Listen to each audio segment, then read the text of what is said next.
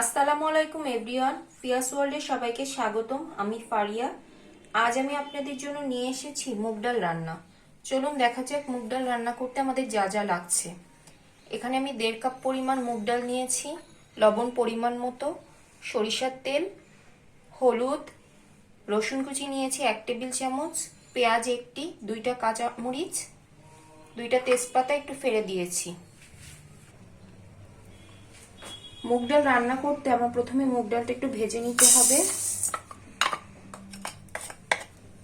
চুলার আঁচ একদম কমিয়ে আমি মুগ ডালটা ভেজে নিব।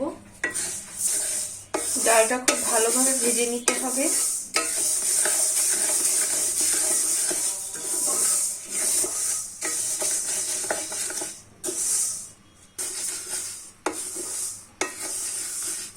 প্রায় 3 মিনিট ধরে আমি ডাল ভাজলাম। ডাল ভাজা আমার শেষ। এখন আমি চুলা বন্ধ করে ডালটা ঠান্ডা হওয়ার জন্য ওয়েট করব। ঠান্ডা হয়ে গেলে আমি ডালটা ভালো করে ধুয়ে নিব, তারপর আমার রান্নাটা স্টার্ট করব। আমি এখন ডালটা সিদ্ধ করে নিব। আমি ডালটা ভালো করে ধুয়ে নিয়েছি। প্রথমে ঠান্ডা করে নিয়েছি ডালটা, তারপর ভালো করে ধুয়ে নিয়েছি। এখন আমি প্রেসার কুকারে ডাল সিদ্ধ দিব। আপনার ইচ্ছা করলে এমনি কড়াইতে, হাঁড়িতে, চুলায়ও ডাল সিদ্ধ দিতে পারেন। আমি জাস্ট দেখিয়ে দিচ্ছি কিভাবে ডাল সিদ্ধ করতে হবে। আমি এই ডালের ভিতর পেঁয়াজ কুচি এবং কাঁচামরিচ দিয়ে দিব।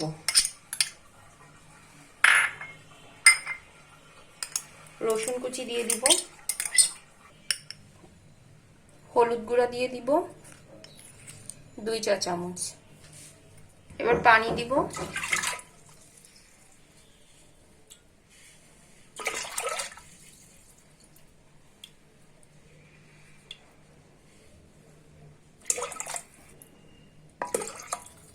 প্রায় 3 কাপ পানি দিলাম আমি ডালে।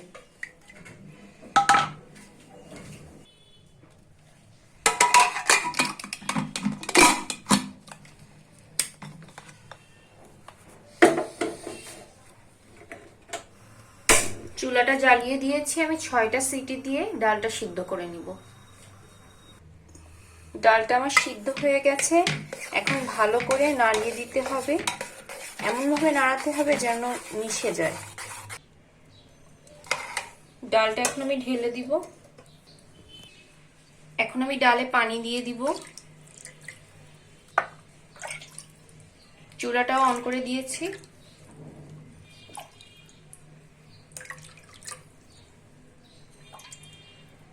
পরিমাণ মতো পানি দিব।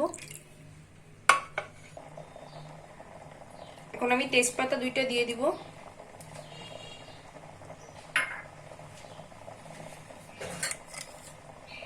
লবণ দিব। লবণ পরিমাণ মতো দিব। এখন আমি সরিষার তেল দিয়ে দিব।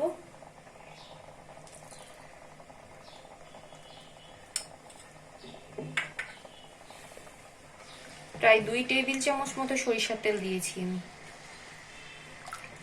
এখন ভালো করে নাড়াতে হবে।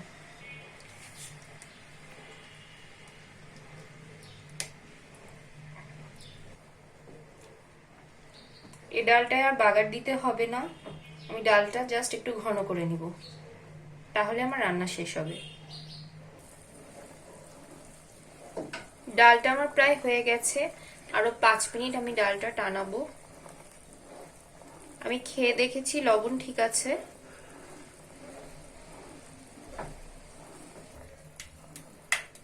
ডাল আমার হয়ে গেছে। এখন আমি নামিয়ে নিব। ডালটা আমার হয়ে গেছে। এখন আমি একটু উপর থেকে ভাজা জিরার গুঁড়া দিয়ে দিব।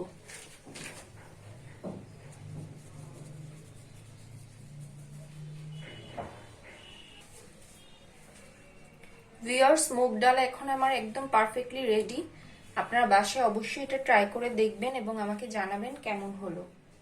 এতক্ষণ আমাদের সাথে থাকার জন্য অসংখ্য ধন্যবাদ। ভিডিওটি যদি ভালো লেগে থাকে তাহলে লাইক ও কমেন্ট করবেন এবং বন্ধুদের সাথে বেশি বেশি শেয়ার করবেন। পরবর্তী ভিডিওগুলো দেখতে চ্যানেলটি অবশ্যই সাবস্ক্রাইব করতে ভুলবেন না। সবাই ভালো থাকুন, সুস্থ থাকুন। ধন্যবাদ। আল্লাহ হাফেজ।